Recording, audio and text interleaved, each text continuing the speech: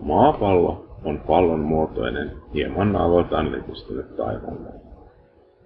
Navigoinnissa ja merenkulussa maapallo mielletään pyöräksi kappaleeksi. Maapallo on aurinkokuntamme 3. planeetta auringosta laskien. Aurinkokuntamme keskus on aurinko, jonka ympäri muut planeetat kiertävät omia ratojaan.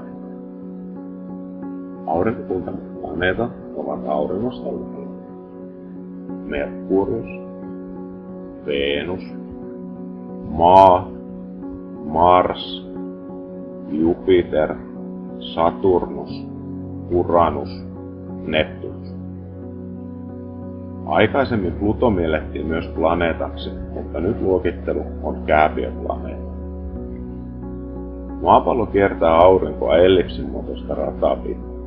Yhden kierroksen pituus on pyöristettynä 365 vuorokautta, eli 1 vuosi. Tätä kutsutaan sideeriseksi vuodeksi.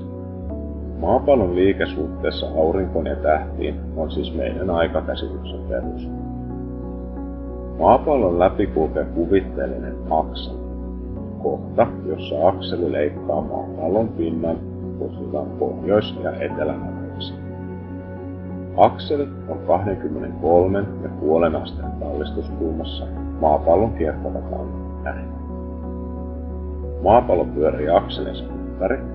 Yksi kierros kestää pyöristettynä 24 tuntia, eli 1 tuntia. Jotta merenkulkija voisi määrittää paikkansa merellä, on maapallon luotu asteverkko.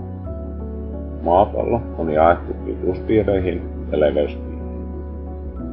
Maapallo on jaettu vaakatasossa 2 osaan. Jakajana toimii päivän tasaja eli ekvaattori. Päivän tasaja jakaa kummatkin pohjoisen ja eteläisen pallonpuoliskon 0–90 asteeseen. Päivän tasainen leveyspiiri on siis 0 astetta, kun pohjoisnavan leveyspiiri on 90 astetta pohjoista leveyttä ja etelänavan leveyspiiri 90 astetta eteläistä leveyttä. Pitkittäin maapallo on jaettu 360 asteeseen. 0 pituuspiiri, eli meridiaani, kulkee Greenwichin tähtitornin kautta. Se jakaa maapallon itäiseen ja läntisen pallonpuoliskon. Itäinen ja läntinen pallonpuolisko saavat arvot 0–180